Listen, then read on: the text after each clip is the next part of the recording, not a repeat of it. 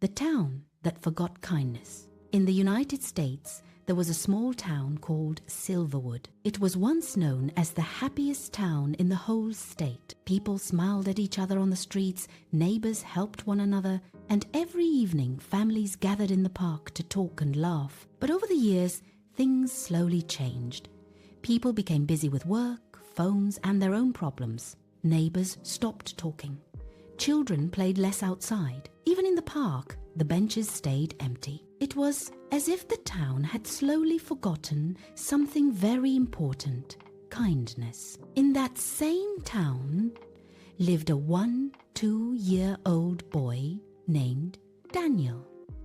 Daniel lived with his mother in a small apartment. His mother worked long hours at a grocery store to take care of him. Even though life was not always easy, Daniel was known for one thing: he had a very kind heart. One cold winter morning, Daniel was walking to school when he saw an old man struggling to carry a heavy bag of groceries. Many people walked past the old man without stopping. Daniel walked up to him and said politely, "Sir, can I help you?"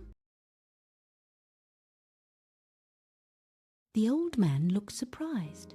"No one has offered help in a long time," he said softly. Daniel carried the groceries all the way to the old man's house. Before Daniel left, the old man smiled and said, "Kindness is like a small light, Daniel. Even a tiny light can brighten a dark place." Daniel didn't fully understand those words at the time, but they stayed in his mind. The next day at school, Daniel noticed a new student sitting alone during lunch. The boy looked nervous and didn't talk to anyone. Daniel walked over and said, "Hi, my name is Daniel.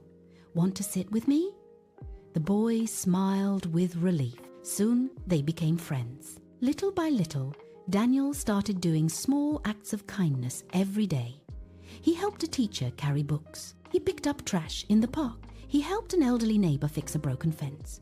Most people didn't notice at first, but kindness has a strange way of spreading. One afternoon, a woman in the town saw Daniel helping a lost dog find its owner.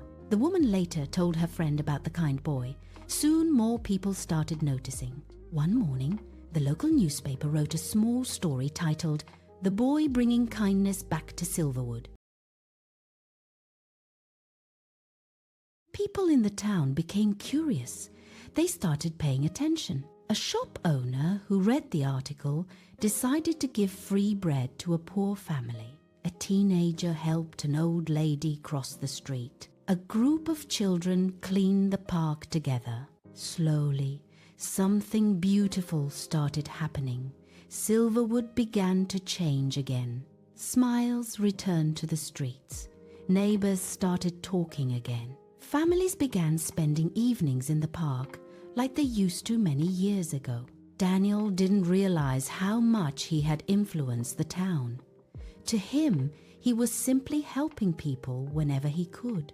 One day, the mayor of Silverwood announced a special town event called Kindness Day. Everyone in the town gathered in the park. There were lights, music, and children running happily across the grass.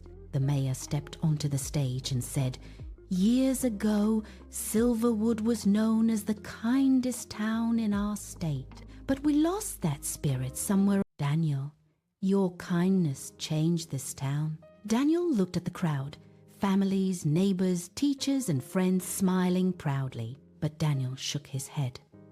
"I didn't change the town," he said quietly. "Everyone here did. Kindness only grows when people share it." For a moment, the entire park became silent. Then the crowd applauded, even louder than before. From that day forward, Silverwood became known again as the town full of kindness. People helped each other more. Children